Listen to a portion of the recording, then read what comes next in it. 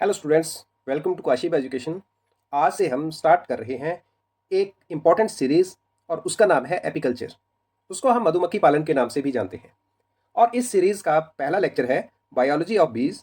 आपने हनी देखा है, बीज देखी हैं, लेकिन क्या आपने कभी सोचा है how these tiny insects run such a highly organise society. आज हम जानेंगे हनी बीज का classification, important species in honey bees of honey bees in India, उसका बॉडी स्ट्रक्चर, लाइफ साइकिल कैसा होता है, कॉलोनी ऑर्गेनाइजेशन और उनका amazing behaviour. So stay till the end, क्योंकि ये लेक्चर एपिकल्चर का फाउंडेशन है। सबसे पहले हम समझते हैं हनी बीज बिलोंग टू विच ग्रुप। तो Honey bees are the social insects. आपको पता होगा कि हनी बीज जो है सोशल इंसेक्ट्स हैं और वो ऑर्डर हाइमेनोप्टेरा को बिलोंग करती हैं। वो वाला ऑर्डर जिसमें एंट्स भी आती हैं और वास्प्स भी आती हैं। तो सबसे पहले हम साइंटिफिक क्लासिफिकेशन की बात करते हैं। अब साइंटिफिक क्लासिफिकेशन ये एनिमल किंगडम में आती है, ये मतलब किंगडम एनिमलिया, फाइलम आर्थ्रोपोडा और उसमें क्लास इंसेक्टा में आती है हनीबीज। ऑर्डर हाइमेनोप्टेरा है इसका, और फैमिली एपिडे और जीनस एपिस। अब जीनस एपिस में मेन पॉपुलर जो है वो 4 स्पीसीज हैं, वो आगे हम डिस्कस करने वाले हैं। सो ये क्यों इंपॉर्टेंट है बीज? क्योंकि ये पॉलिनेशन का काम करती है और फ्लावरिंग प्लांट्स में जो है पॉलिनेशन का काम हनी बीज जो है वो मेन रोल निभाती हैं ये। और ये जो कि बायोडाइवर्सिटी को मेंटेन रखने में जो है काफ़ी हेल्प करता है। और अगर हनी बीज नहीं होंगी तो एग्रीकल्चरल क्रॉप्स, एग्रीकल्चरल सिस्टम जो है वो सारा का सारा कोलैप्स कर जाएगा। पिंग में जो है वो इसका काफ़ी रोल है। फिर तीसरी स्पीसीज है, ये भी इंडिया की नेटिव स्पीसीज है, जिसका नाम एपिस फ्लोरिया है। इसको ड्वार्फ हनी बी के नाम से भी जाना जाता है। ये सबसे छोटी है बॉडी साइज के कंपैरिजन में सभी के, और ये सिंगल कॉम्ब बिल्ड करती है ये भी। और बुशेज में हो गया या छोटे श्रब्स हो गए, मतलब कम हाइट पे ये जो है वो हाइट बनाना पसंद करती है। इसके हनी की प्रोडक्शन भी कम ही रहती है। और ये वाली स्पीसीज भी वाइल्ड में रहना पसंद करती है, और ये काफ़ी मतलब रोल प्ले करती है अच्छा पॉलिनेशन में, जो हर्ब और श्रब्स होते हैं उनके लिए। फिर चौथी स्पीसीज है एपिस मेलिफेरा। एपिस मेलिफेरा जो है ये इंट्रोड्यूस्ड स्पीसीज है, ये एक्सोटिक स्पीसीज है। इसको यूरोपियन हनी बी या इटालियन हनी बी के नाम से भी जाना जाता है। और ये डार्क में नेस्ट करना पसंद करती है, तो उस वजह से इसकी डोमेस्टिकेशन जो है वो बड़े अच्छे से हो पाती है। इसको जो बॉक्सेस में जो है वो रियर किया जाता है, पाला जाता है, और फिर ये मल्टीपल कॉम्स बनाती है उसके अंदर, तो इसको फ्रेम्स में रखकर काफ़ी प्रोडक्टिव हो जाती है ये। तो इसका कमर्शियल यूज जो है वो बहुत ज़्यादा है। तो मॉडर्न बी मैनेजमेंट में जो है वो इसका काफ़ी ज़्यादा रोल है। उसके बाद हम बात करते हैं कि इसका जो बॉडी स्ट्रक्चर होता है वो कैसा होता है। मेनली जो है वो हनी बीज की बॉडी जो है वो 3 मेन रीजंस में डिवाइडेड है। जैसे बाकी इंसेक्ट्स की बॉडी डिवाइडेड होती है हेड, थोरैक्स और एब्डोमेन में। और हेड के ऊपर जो है वो कंपाउंड आईज होती हैं और 3 ऑसिलाई होते हैं, वो भी सिंपल आईज होती हैं। तो इन सभी का काम फोटो रिसेप्शन होता है। एक पेयर एंटीना का होता है और स्पेशलाइज्ड माउथ पार्ट्स होते हैं जो कि च्यूइंग और सकिंग के लिए काम करते हैं, नेक्टर की सकिंग के लिए। फिर थोरैक्स जो है उसके ऊपर 3 पेयर लेग्स के होते हैं और 2 पेयर विंग्स के होते हैं, जो कि हनी बी को मूवमेंट में हेल्प करते हैं, उड़ने में हेल्प करते हैं, और जो फोरेजिंग में हेल्प करते हैं, लोकोमोशन में हेल्प करते हैं। तो हाइंड लेग्स जो है इसके वो मॉडिफाइड होते हैं, उनमें स्पेशलाइज स्ट्रक्चर होता है जिसको पोलन बास्केट कहते हैं, और उसको कॉर्बिकुला भी कहा जाता है, जो कि पोलन्स की कलेक्शन में हेल्प करता है। एब्डोमेन के जो है वो इंपॉर्टेंट ऑर्गन जो है, जैसे डाइजेस्टिव स्ट्रक्चर हो गया या वैक्स ग्लैंड्स हो गए, रिप्रोडक्टिव स्ट्रक्चर, रिप्रोडक्टिव ऑर्गन्स हो गए, और स्टिंग एपरेटस है। तो ये मेन जो पार्ट्स हैं ये एब्डोमेन में पाए जाते हैं। उसके बाद हम बात करते हैं हनी बीज जो है वो हाइमेनोप्टेरा को बिलोंग करता है। तो ये जो है दूसरे इंसेक्ट्स की तरह, जैसे एंट्स और वॉस्प्स हैं उनकी तरह सोशल इंसेक्ट है ये। तो ये हनी जो है वो हनी और बीज वैक्स जो है प्रोड्यूस करता है। हनी बीज जो है वो एपिडे और फैमिली को बिलोंग करता है और जीनस एपिस में आता है। अब सिस्टमेटिक क्लासिफिकेशन हमने ऊपर कर लिया, एक बार थोड़ा सा रिकैप कर लेते हैं। It belongs to kingdom Animalia, phylum Arthropoda, class Insecta, order Hymenoptera, family Apidae और जीनस एपिस। और स्पीसीज इसकी एपिस डॉर्सेटा है, एपिस सिरारा है, एपिस फ्लोरिया है, एपिस मेलिफेरा है। तो 4 मेन पॉपुलर स्पीसीज हैं इसकी। सो सबसे कॉमनली जो है वो एपिस मेलिफेरा को जो है वो कमर्शियल एपिकल्चर में यूज़ किया जाता है। अब यहाँ पे बात है important species of honeybees in India.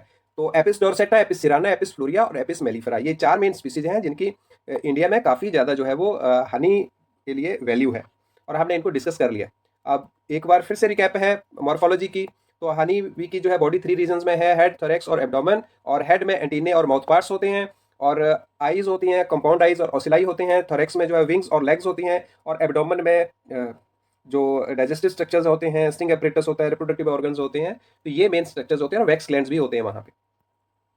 फिर यहाँ पे दोबारा से इसके जो रीजन्स की बात हुई है, तो जो हेड रीजन है उसमें कौन कौन से स्ट्रक्चर्स हैं, तो एक बार फिर से हम रिकैप कर लेते हैं। कंपाउंड आइज, ऑसिलाई होते हैं, एंटीने, माउथ पार्ट्स।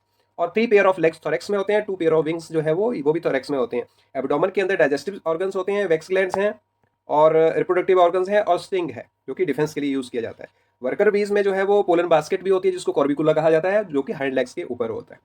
और हनी बीज अंडरगो कंप्लीट मेटामॉर्फोसिस, जिसको होला मेटाबोलस डेवलपमेंट भी कहते हैं। मतलब इनके जो है वो लाइफ साइकिल में 4 मेन स्टेजेस आती हैं: एग, लार्वा, प्यूपा और एडल्ट। अगर क्वीन की बात की जाए तो क्वीन जो है वो एग ले करती है हेक्सागोनल सेल्स के अंदर, जो कि वर्कर्स बनाती हैं। तो after 3 days eggs hatch into larva, और लार्वा जो है उसको रॉयल जेली फीड कराई जाती है और पोलन फीड कराए जाते हैं और हनी फीड कराया जाता है वर्कर बीज के द्वारा। और सेवरल मोल्ड्स होते हैं उनके, और लार्वा जो है वो अब कोकून में बदल जाता है और देन एंटर प्यूपल स्टेज, और फिर उसकी ट्रांसफॉर्मेशन होती है और फाइनली जो है वो एडल्ट हनी बी जो है वो एमर्ज आउट हो जाती है। तो ड्यूरेशन जो है वो वेरी करती है तीनों कास्ट के लिए। क्वीन के लिए अलग है, वर्कर के लिए अलग टाइम पीरियड है और ड्रोन के लिए अलग। तो क्वीन के लिए 16 डेज पीरियड रहता है, ड्रोन के लिए वर्कर के लिए 21 डेज और ड्रोन के लिए 24 डेज का पीरियड है। लाइफ साइकिल ऑफ हनी बीज की बात की जाए तो पहले ही बात की हमने कि कंप्लीट मेटामॉर्फोसिस होता है, मतलब include 4 main stages: egg, larva, pupa and adult. Queen जो है वो एग ले करती है वैक्स सेल्स जो होते हैं हेक्सागोनल हनीकॉम्ब के अंदर, और आफ्टर 3 डेज जो है वो एग हैच हो जाता है लार्वा में, और लार्वा जो है फर्दर उसको रॉयल जेली फीड कराई जाती है, पोलन और हनी खिलाया जाता है। अब लार्वा ग्रो करता है और उसमें मॉड्स होते हैं, और मॉड्स के बाद वो प्यूपल स्टेज आ जाती है उसमें, और फिर वो वैक्स से सील कर दिया जाता है सेल, और during the pupal stage the transformation occurs to adult form. अब इस ड्यूरेशन में जो है वो डेवलपमेंट जो है वो क्वीन और ड्रोन और वर्कर के लिए डिफर करती है। वर्कर जो है वो 21 डेज में कंप्लीट हो जाती है उसकी लाइफ साइकिल, क्वीन की 16 डेज में और ड्रोन की 24 डेज लग जाते हैं। अब यहाँ पे लाइफ साइकिल का यहाँ पे हमें डायग्राम देखने को मिल रहा है। तो इसमें एग स्टेज, एग के बाद लार्वा, लार्वा के बाद प्यूपा और प्यूपा के मॉड्स होते हैं, देन फिर एडल्ट एमर्ज हो जाता है उसमें से। अब सोशल ऑर्गेनाइजेशन की बात करते हैं।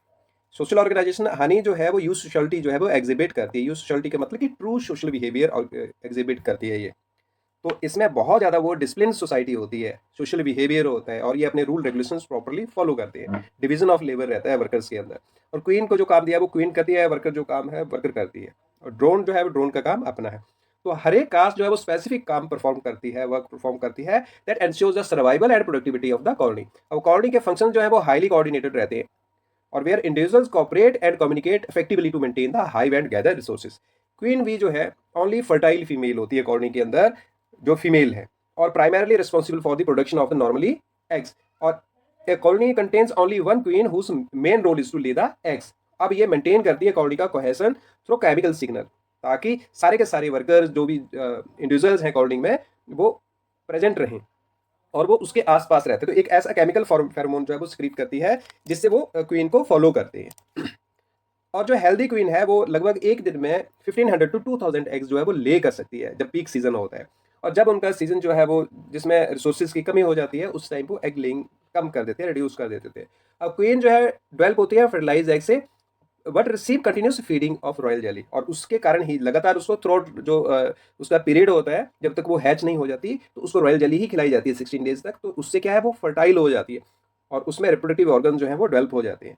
और ये उस वर्कर से उसका डिफरेंस है, वर्कर्स के रिप्रोडक्टिव ऑर्गन जो है वो स्टिंग बन जाते हैं, जबकि जो क्वीन है उसके रिप्रोडक्टिव ऑर्गन जो है वो प्रॉपरली जो है वो एग लेइंग के लिए डेवलप रहते हैं। अब वर्कर्स की बात की जाए तो वो स्टेराइल फीमेल्स हैं, मतलब उनमें मेजोरिटी ऑफ द जो कॉलोनी के पॉपुलेशन है वो वर्कर्स होते हैं, और उनका नंबर रेंज कहता है 20-30,000 टू 80,000 तक भी हो सकता है। तो जब ज़्यादा नंबर हो जाता है तो कॉलोनी डिवाइड कर जाती है, स्वामिंग बिहेवियर एग्जिबिट करती है और फिर वो डिवाइड हो जाती है। तो वर्कर्स जो है वो सारे काम परफॉर्म करते होते हैं कॉलोनी के अंदर, जो कि सर्वाइवल के लिए जरूरी है कॉलोनी की। और उनकी ड्यूटी जो है वो कलेक्टिंग नेक्टर हो सकती है, पोलन कलेक्शन हो सकता है फ्लावर से, लार्वा को फीड करना नरिशिंग का काम है, नरिशिंग का काम है, क्वीन को असिस्ट करना है, वैक्स फीड करना है, कॉम्ब कंस्ट्रक्शन का काम है, क्लीनिंग हाइव सेल्स है, फिर रेगुलेटिंग टेम्परेचर है, वो फैनिंग बिहेवियर एग्जिबिट करती हैं और गार्ड करती हैं एंट्रेंस को, और कन्वर्टिंग नेक्टर इनटू हनी। तो बड़े सारे काम हैं उनके और एज स्पेसिफिक काम है। तो ऐसा नहीं रैंडमली कोई भी कभी भी कैसा काम स्टार्ट कर देता है, वो बहुत ऑर्गेनाइज्ड है कि किस स्टेज पे कौन सा काम करना है, वो प्री डिटरमाइंड होता है हनी बेस के अंदर। अब ये सारे के सारे changes according to their age हैं, और इसको age related division of labour कहते हैं, पॉलीएथिज्म भी कहा जाता है इसको।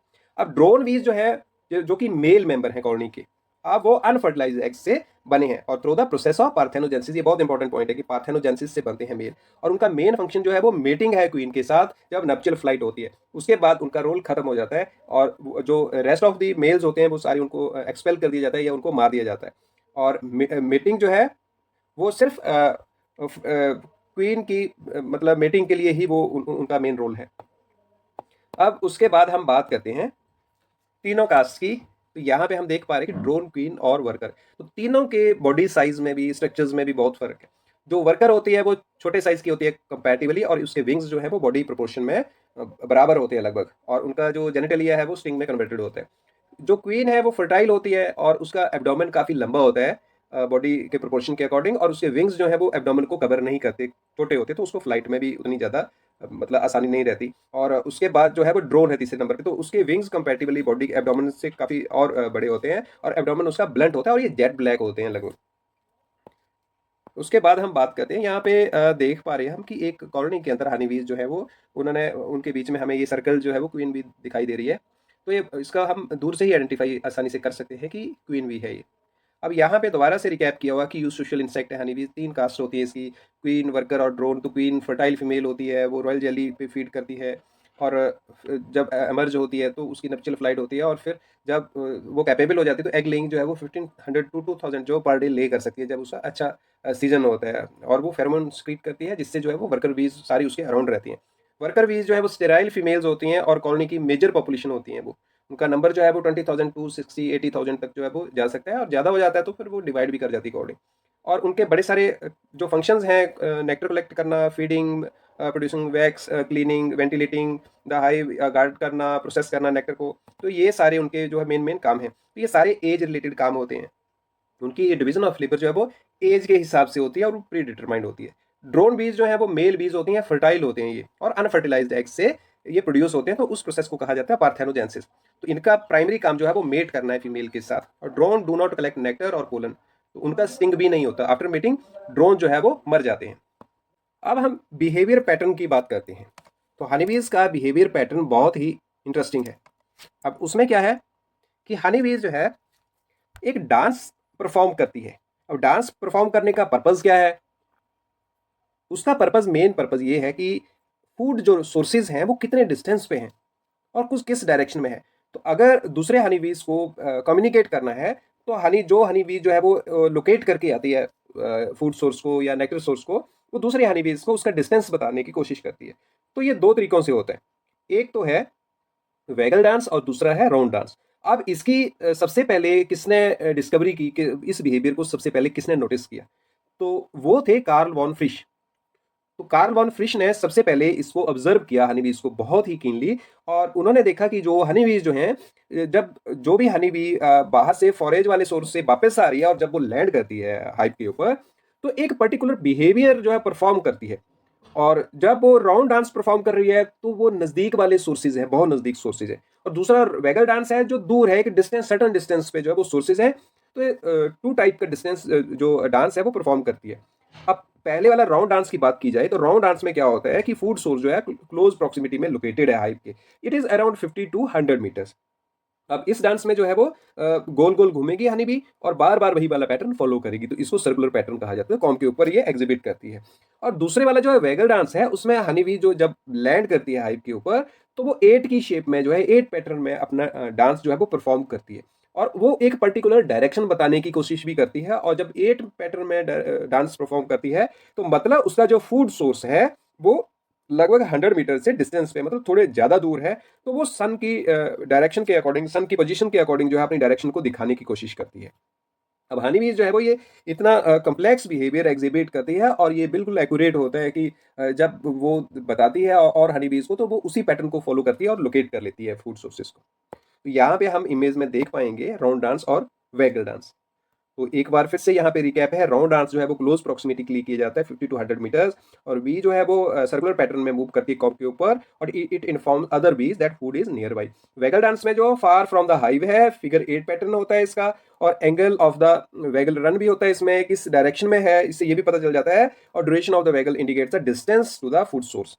तो ये चीजें जो है वो बहुत ही जो है वो अदर हनी बीज को ईजी कर देती है लोकेट करने में फूड सोर्सेज को। एक बहुत और इंपॉर्टेंट बिहेवियर है, दैट इज स्वार्मिंग बिहेवियर। अब हनी बीज जो है वो जब उनकी कॉलोनी बड़ी हो जाती है, जैसे हमने कहा कि 20,000 टू 80,000 होता है, ये तो हमने एक एवरेज साइज बताया कॉलोनी का। It may vary from Apis dorsata to Apis mellifera, Apis cerana, Apis florea, इनमें कम ज़्यादा भी हो सकता है। तो हमने मतलब एवरेज साइज बताया। तो जब इसका कॉलोनी का साइज, पॉपुलेशन साइज इंक्रीज हो जाता है, तो हनी बीज जो है वो डिवाइड करने के लिए जो है वो पुराने वाला जो हाइव है उसको, कुछ हनी बीज को वहाँ छोड़ के, और नए वाली जो क्वीन भी है उसको एग ले करके जो पुरानी क्वीन होती है वो वहाँ से एग्जिट कर जाती है। तो जब वो कुछ देर के लिए किसी दूसरी जगह रेस्ट करती है थोड़ी देर के लिए, तो जो वर्कर बीज हैं वहाँ पे नई लोकेशन जो है वो अपने लिए, नई हाइव के लिए लोकेशन ढूंढने की कोशिश करती हैं। तो थोड़ी देर का जो उसका जो रेस्ट पीरियड होता है उसको स्वार्मिंग कहा जाता है। तो ये सारी की सारी स्पीसीज में होता है, डॉर्सेटा में भी होता है, फ्लोरिया में, मेलिफेरा और सिराना में भी होता है। तो ये इससे क्या है कि नई कॉलोनी एस्टेब्लिश होती है इस बिहेवियर के बाद। तो यहाँ पे हम इमेज में देख पा रहे हैं स्वार्मिंग का, कि एक स्वार्म बैठा हुआ है। अब स्वार्मिंग को थोड़ा सा रिकैप कर लेते हैं कि कॉलोनी का जब नेचुरल मेथड है कॉलोनी रिप्रोडक्शन का हनी बीज में, तो it usually occurs during spring और when the colony becomes overcrowded. अब इसके कुछ स्टेप्स हैं, जैसे old queen leaves the hive with a large group of worker bees. तो पुराने वाली हाइव में भी वो छोड़ जाती है, तो उसमें नई वाली क्वीन एमर्ज होने वाली होती है। Swarm temporarily cluster on the tree branch, और जो जो भी नियर बाई स्ट्रक्चर होता है। जो स्कॉट बीज होती हैं वो सुटेबल नेस्टिंग साइट लोकेट करती हैं, और जब उनको जो नया नेस्टिंग साइट सही वाला मिल जाता है तो स्वार्म वहाँ पे शिफ्ट हो जाता है। अब ये इसके बाद जो पुराने वाली हाइव जो होती है उसमें नई क्वीन एमर्ज हो जाती है। अब conclusion of the chapter is कि हनी बीज जो है वो हाईली ऑर्गेनाइज सोसाइटी है, और हाईली ऑर्गेनाइज सोसाइटी होने के कारण जो है वो इकोसिस्टम में बहुत बड़ा रोल प्ले करती है। कौन सा रोल प्ले करती है? पॉलिनेशन का है, एग्रीकल्चर और इकोसिस्टम स्टेबिलिटी है। जो बायोडाइवर्सिटी है वो भी उसी के कारण मेंटेन्ड है, क्योंकि हनी बीज पॉलिनेशन करेगी तो उसी के कारण जो है वो क्रॉप्स, चाहे वो क्रॉप्स हो, चाहे वाइल्ड की वेजिटेशन हो, फॉरेस्ट हो, उनके जो फ्लावरिंग प्लांट्स हैं उनके हेल्दी सीड प्रोड्यूस होंगे, और हेल्दी सीड्स प्रोड्यूस होंगे तो आगे फर्दर उनकी जनरेशन जो है वो प्रोसीड करेगी, और नई वेराइटी भी प्रोड्यूस होती है जब क्रॉस पॉलिनेशन होती है, तो उससे तो हाइब्रिड विगर भी बनी रहती है। और कम्प्लेक्स सोशल ऑर्गेनाइजेशन है, कास्ट सिस्टम है इसका, एडवांस्ड कम्युनिकेशन है, चाहे वो डांस बिहेवियर हो, और दूसरा उसमें स्वार्मिंग बिहेवियर भी होता है। तो इसीलिए understanding the biology and behaviour of honey bees is essential for the successful beekeeping और हनी प्रोडक्शन और conservation of the pollinators. So if you find this lecture useful and like the video, share with your friends, subscribe to Kashib Education.